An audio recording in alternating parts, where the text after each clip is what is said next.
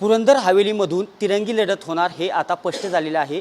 राष्ट्रवादी काँग्रेस अजित पवार गटाचे संभाजी झेंडे, एकनाथ शिंदे गटाचे विजय शिवतारे आणि महाविकास आघाडीमधून काँग्रेसचे उमेदवार संजय जगताप या तिघांच्या तिरंगी लढत होणार आहे। आपल्यासोबत काँग्रेसचे आमदार संजय जगताप आहेत। सर, काय सांगाल?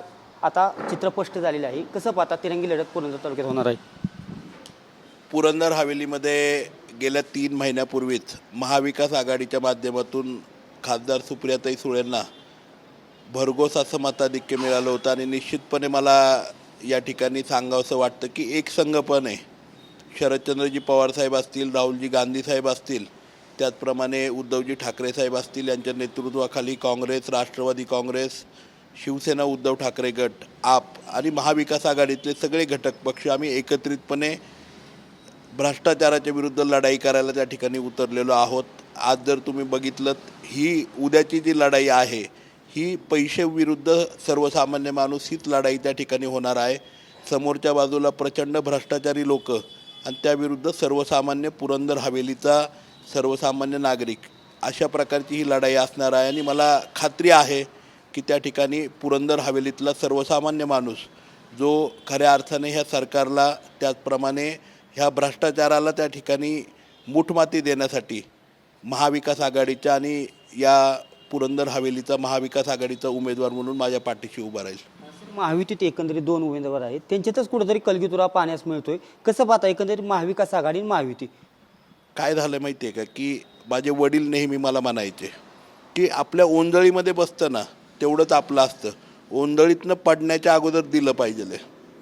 आमच्याकडे काय झालेलं आहे की काही मंडळींच्या ओंजळीच्या बाहेर ओसंडून व्हायला लागले, द्यायची भावना नाही आहे, त्यामुळे लढाईची भावना घेऊन येत ना ते निवडणूक लढवत आहेत।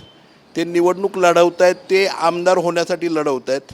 मी माझ्या लोकांचा लोकप्रतिनिधी होण्यासाठी लढवतो आहे, त्यांचं प्रतिनिधित्व त्यांच्या समस्या सोडवण्यासाठी करण्यासाठी लढवतो आहे। त्यामुळे मला खात्री आहे सर्वसामान्य माणूस पुरंदर हवेलीमधला महिला भगिनी माझ्याबरोबर आहेत, त्यामुळे मोठ्या प्रमाणात मला त्या ठिकाणी मताधिक्य मिळेल। एकंदरीत महायुतीतून हे 2 उमेदवार असल्याने एकनाथ शिंदे देखील प्रचार सभेला येणार, अजित पवार देखील प्रचार सभेला येणार। एकंदरीत महायुतीत एकत्रित असली तरी 2 प्रचार सभा आपापल्या उमेदवारांसाठी होणार। हा प्रश्न खरं म्हणजे आपण त्यांना विचारला पाहिजे की ते गणित तर आम्हालाही सुटलेलं नाही आहे, परंतु सातत्याने महाविकास आघाडीमध्ये त्या ठिकाणी मतांचं डायव्हर्जन व्हावं याच्यासाठीचाच प्रयत्न असायचा। आजही पुरंदर हवेली मतदारसंघामधून जवळपास 16 उमेदवार एकत्रितपणे आहेत, 2 EVM मशीन लागणार आहेत। खासदारकीच्या निवडणुकीच्या वेळेस पण बारामती लोकसभेमध्ये जवळपास 3 मशीन्स आम्हाला लागल्या होत्या।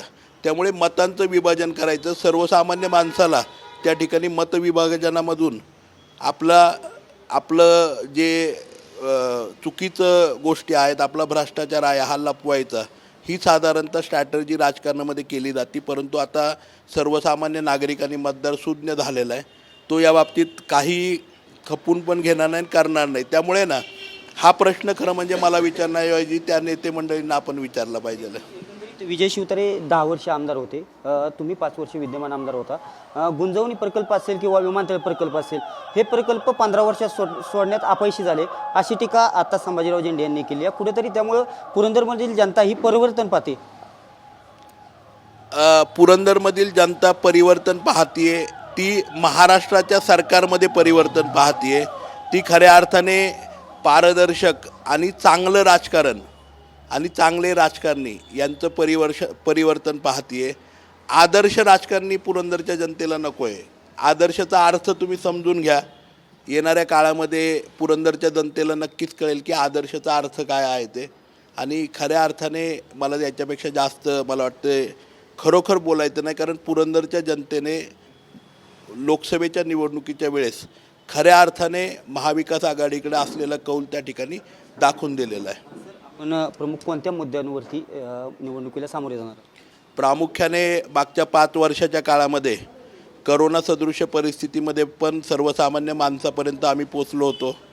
अनेक छोट्या मोठ्या कामांच्या माध्यमातून आम्ही त्या ठिकाणी पुरंदरच्या आणि हवेलीच्या गावागावांमध्ये तळागाळापर्यंत पोचलो।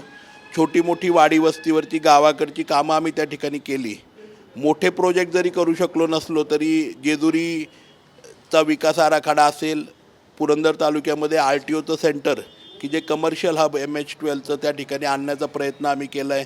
नॅशनल हायवेचं डेव्हलपमेंट असेल, अशा वेगवेगळ्या डेव्हलपमेंटच्या माध्यमातून पुरंदर हवेलीला एक वेगळी दिशा द्यायचा प्रयत्न केला आहे. आणि येणाऱ्या 5 वर्षाच्या काळामध्ये आज आमच्याकडे ऊसाचं क्षेत्र मागच्या 5 वर्षामध्ये आम्ही 50,000 टनांवरनं 7.25 लाख टनांवरती नेऊ शकलो.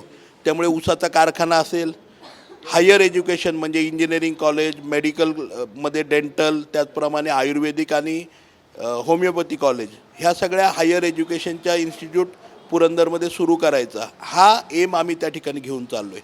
की आम्ही आता डेव्हलपिंगकडून डेव्हलप्ड तालुक्याकडे चाललेलो आहोत. आम्ही आता बागायत तालुक्याकडे चाललेलो आहोत. येणाऱ्या काळामध्ये आम्ही सक्षमपणे बागायत तालुका एक सक्षम समृद्ध तालुका म्हणून त्या ठिकाणी जाणार आहोत. त्याच्याबरोबर ह्या सगळ्या समृद्धीच्या गोष्टी, इंटरनॅशनल एअरपोर्टचं चांगल्या प्रकारे नव्या जागेमध्ये एक्झिक्युशन, अशा प्रकारचे अनेक प्रोजेक्ट घेऊन आम्ही लोकांच्या समोर जाणार आहोत. एक चांगलं विजन, एक चांगला पुरंदर हवेली की जो समृद्ध आहे, राहण्यायोग्य आहे.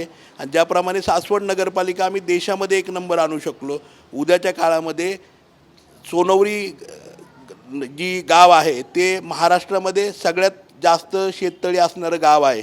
ह्या ओळखी आम्ही त्या ठिकाणी निर्माण करू शकलो. वॅक्सिनेशनच्या माध्यमातून देशामध्ये दुसरं गाव बहिरवाडी, जे वॅक्सिनेशनमध्ये देशामध्ये दुसरं गाव राहिलं कोविडच्या काळामध्ये, अशा प्रकारे देशामध्ये आम्ही आमची गावं किंवा आमच्या नगरपालिका 1 नंबरला घेऊन जाऊ शकलो. येणाऱ्या 5 वर्षाच्या काळामध्ये जर लोकांनी पुन्हा एकदा संधी दिली तर देशामध्ये पुरंदर हवेलीचं नाव हे 1 नंबरचा तालुका, सगळ्यात विकसित तालुका म्हणून निश्चितपणे असेल, याची खात्री लोकांनाही आहे. आणि मीही त्या ठिकाणी खात्री देण्यासाठी आणि तेच विजन घेऊन आम्ही लोकांच्या समोर जातो. शिवतारे एकंदरीत असा प्रचार करतात की मी सत्तेत नसताना देखील जास्त निधी आणू शकलो, विद्यमान आमदारांना तेवढा निधी आणला. हा खरं म्हणजे एक खूप मोठा जोक आहे. 5 वर्ष आमदार, 5 वर्ष या राज्याचे मंत्री, आणि त्यांच्या काळामध्ये पाटबंधाऱ्याचं एकही प्रोजेक्ट ते करू शकले नाही. साधं एखादं नाट्यगृह नाही, सभागृहसुद्धा त्यांच्या नावावरती नाही आहे. ते विकासाची काय भाषा करणार? आज आमच्याकडे बघायला गेलं 5 गावांमध्ये शरद कृषी भवन उभं केलं आहे, नाट्यगृह उभी केलीत, गार्डन्स उभी केलीत, रस्ते जे 40-40 वर्ष झाले नाही गावांनी जोडलेत. शिवतरेंनी त्या ठिकाणी साड्या वाटायचं काम केलं आहे. आम्ही रेशीम केंद्र उभं करतोय. आकडेवारी देतात उरुळी कांचन असेल किंवा साहेब, काय माहिती आहे का, सध्याचं सरकार आहे ना, हे बेडर विकासाचं सरकार आहे. हे काय करतं माहिती आहे का, आमच्याकडे एस.टी स्टँडसाठी 6 कोटी रुपये दिले आणि बोंबलायला एसट्याच नाहीत तिथं. आज मला सांगा ना, गोठा बांधायला तुम्ही 10-10 कोटी रुपये देत आहे. जर गाई म्हशीच नाहीत तर गोठा काय दूध देणार आहे का? गाई म्हशीच दूध देणार आहेत ना, एसट्या द्या ना.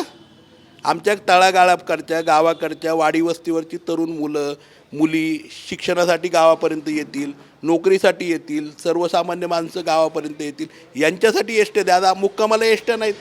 27 गाड्यासुद्धा आमच्या डेपोला राहिल्या नाहीत. आमच्या पोलीस स्टेशनला पोलीस नाही आहेत. हे दुर्दैव आहे. बेगडी विकासाचं काम ह्या सरकारने केलेलं आहे. मोठं चित्र दाखवायचं, पण खऱ्या अर्थाने आम्ही काय करतो, आम्ही सर्वसामान्यांना हवं ते देतो आहे. आमच्याकडे कोट्यवधी रुपयाचे फ्लॅट आहेत हवेलीमध्ये, 2-2 आणि 3-3 कोटीचे फ्लॅट, आणि बादलीमध्ये पाणी घेऊन जायचं लिफ्टमधनं. ह्याच्यासारखं दुर्दैव काय?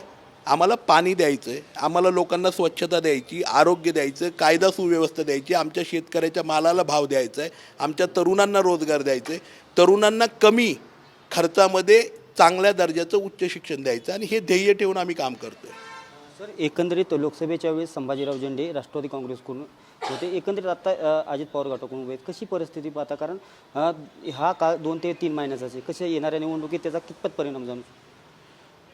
हे खरं म्हणजे दुर्दैव आहे. आणि मला वाटतं कपडे बदलल्यासारखं लोक त्या ठिकाणी पक्ष बदलतात.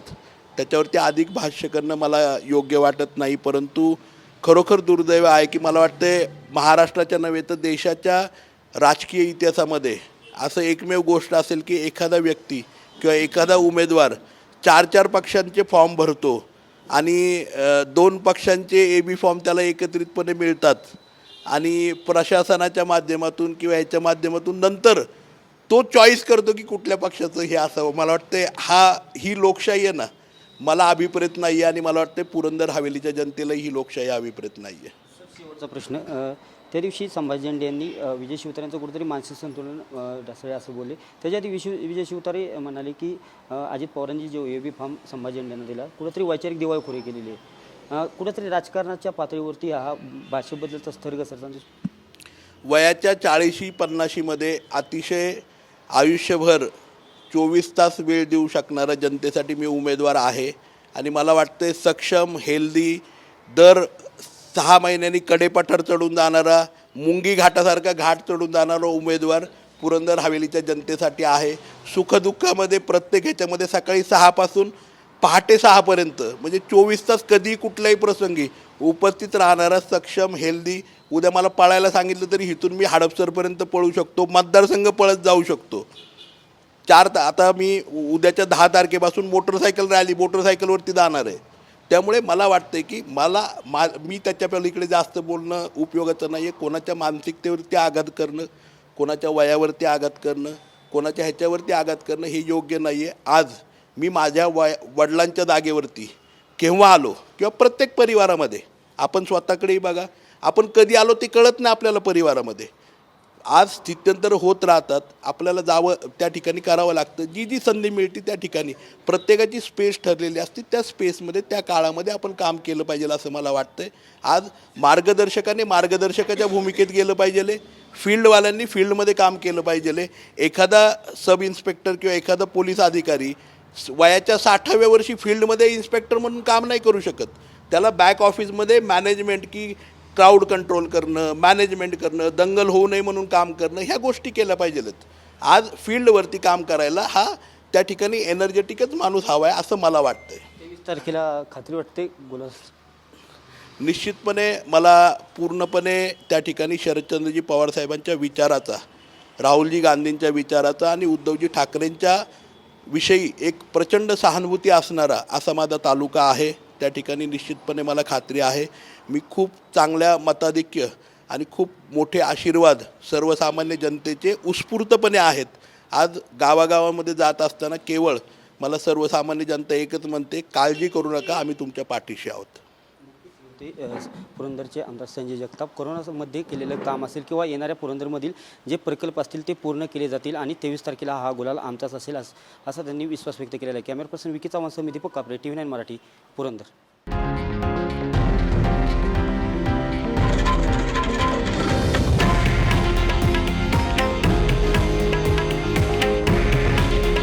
हे आहे देशातील नंबर 1 न्यूज नेटवर्क आणि आपण पाहत आहात TV9 मराठी. काळजी तुमची, हित महाराष्ट्राचं.